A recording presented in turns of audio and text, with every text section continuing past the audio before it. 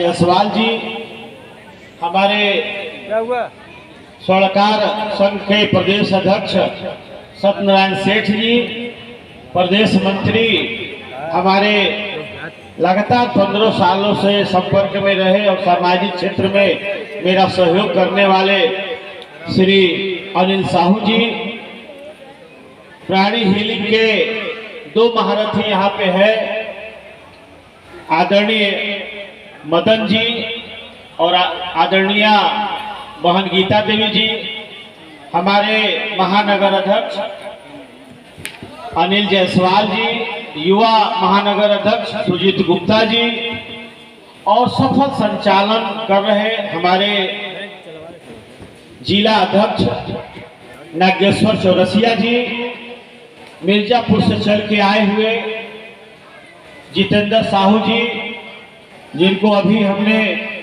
प्रदेश मंत्री का दायित्व दिया है, और सामने बैठे हुए हमारे वरिष्ठ समकक्ष बंधु, माताओं एवं बहनों,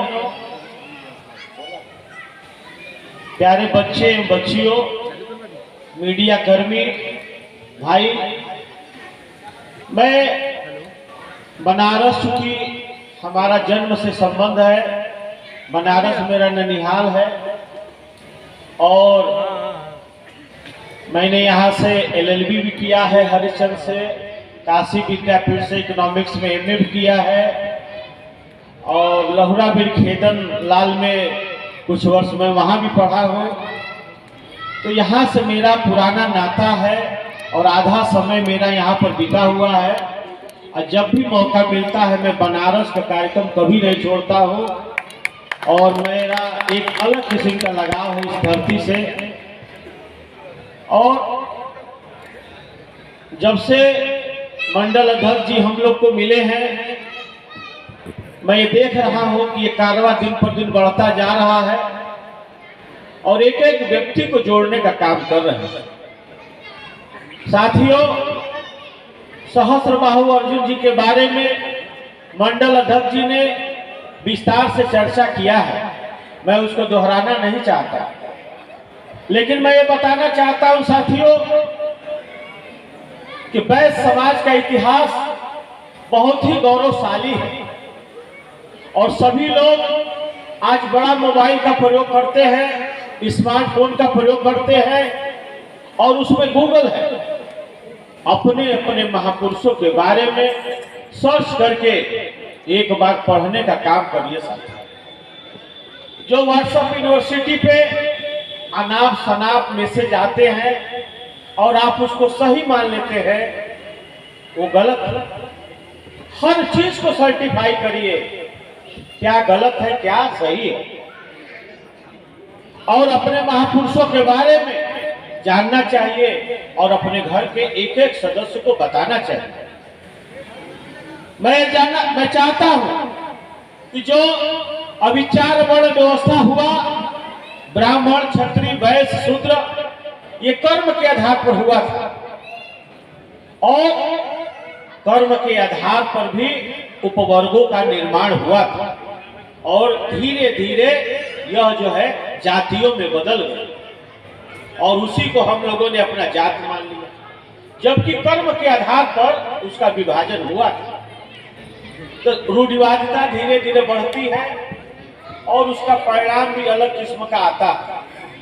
मैं अभी बैठे बैठे अपने युवा प्रदेश अध्यक्ष जी से कह रहा था कि मैं अपने बलिया में जितने भी उपजातियां हैं उनके जिला अध्यक्षों से मिलके मैं बात कर रहा हूं, मैं उनको जोड़ने का काम कर रहा हूं। बनारस मेट्रोपॉलिटन सिटी है और यहाँ आबादी भी ज्यादा है और यहाँ पे उपजातियों की भी संख्या ज्यादा है।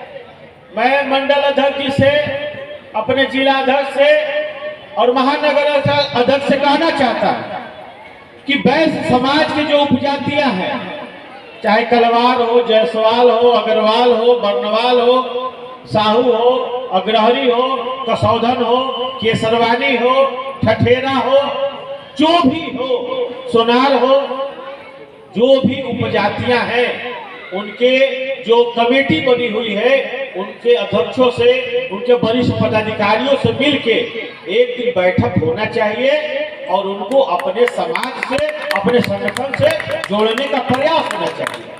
पहले हम उनको तो संतुष्ट कर ले, पहले उनको तो हम कन्विंस कर ले कि हम वास्तव में हैं क्या। हमारी हालत, समाज की हालत संतरे जैसी है। संतरे जैसी कैसी है? उसमें जो भाग है, साहू है, मदनवाल है, जायसवाल है, अग्रवाल है, कसौधन है, केसरी है, केसरवानी है, सोनार है, और अंत में वैश्य समाज गायब हो जाता है। कहाँ वैश्य समाज बचता है? वैश्य समाज नहीं बचता है। आज हमारा अस्तित्व संकट में है और हम लोगों को मूल रूप से ये मानना होगा कि हम वैश्य हैं और बाकी जो हमारा साहू है और कानू है, कसौधन है, हलवाई है, मदनवाल है, जायसवाल है, तलवार है, ये हमारे कर्म के आधार पर टाइटिल है। तो टाइटिल हमारी जात हो नहीं सकती है, इसलिए हमारी जात वैश्य है, ये हम लोग का टाइटिल है। जैसे हम लोग ब्राह्मण देवता को बहुत मानते हैं, उनका आदर करते हैं, सम्मान करते हैं, तो हम उनसे सीखे भी तो कम से कम। वो पांडे लिखते हैं, तिवारी लिखते हैं, दुबे लिखते हैं, मिश्रा लिखते हैं, पाठक लिखते हैं, त्रिवेदी, द्विवेदी, चतुर्वेदी सब लिखते हैं, लेकिन है ब्राह्मण, अपने आप को ब्राह्मण मानते हैं। पांडे हैं तो पांडे में शादी नहीं करेंगे, हम दूसरे में तिवारी में करते हैं, पाठक करना भी चाहिए। तो हम उनसे क्यों नहीं सीखते हैं कि जब वो अपने टाइटिल अलग अलग लिखते हुए ब्राह्मण ही रह सकते हैं, तो हम अलग अलग टाइटिल लिख के वैश्य क्यों नहीं हो सकते हैं? इस पर विचार करने की जरूरत है।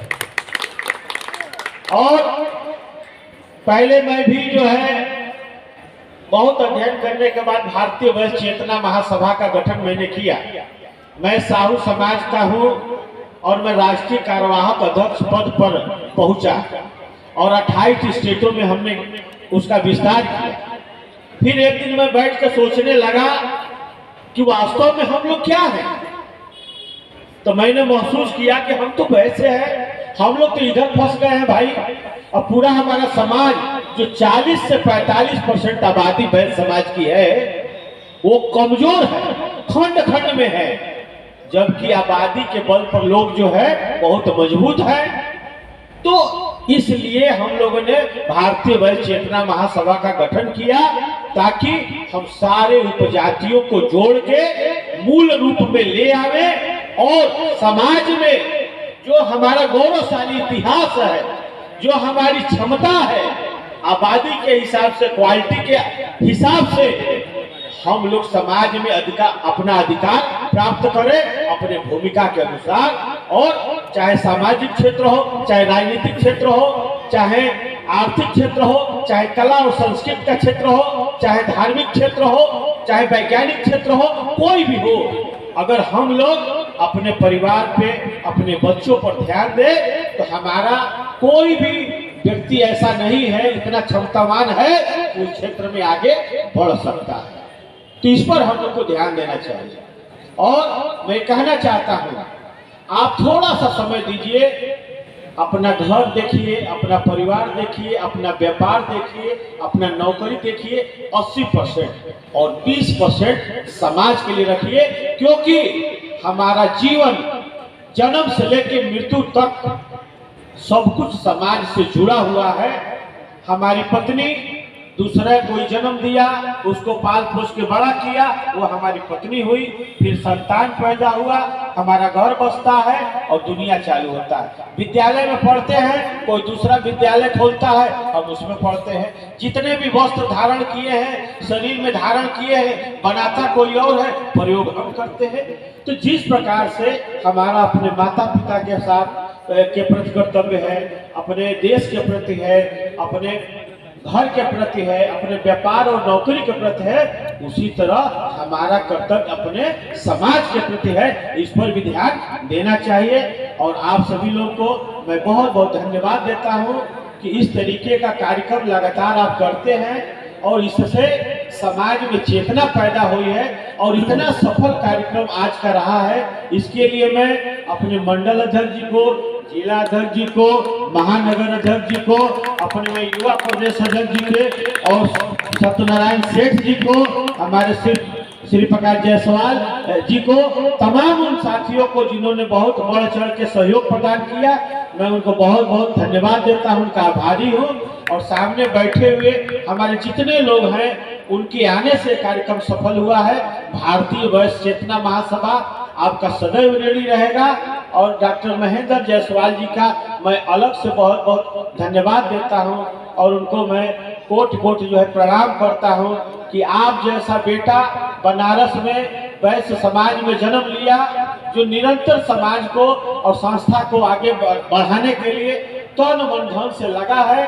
कभी मैं भाव रखता हूँ, कुछ कहूँगा नहीं, लेकिन कभी हमारे संगठन को, हम लोगों को मौका मिलेगा कि हम आपके लिए कुछ कर सके तो निश्चय ही हम करने का प्रयास करेंगे, क्योंकि आपका योगदान अतुलनीय है और उसका मूल्यांकन नहीं किया जा सकता है, ऐसा मैं मानता हूँ। बहुत बहुत धन्यवाद।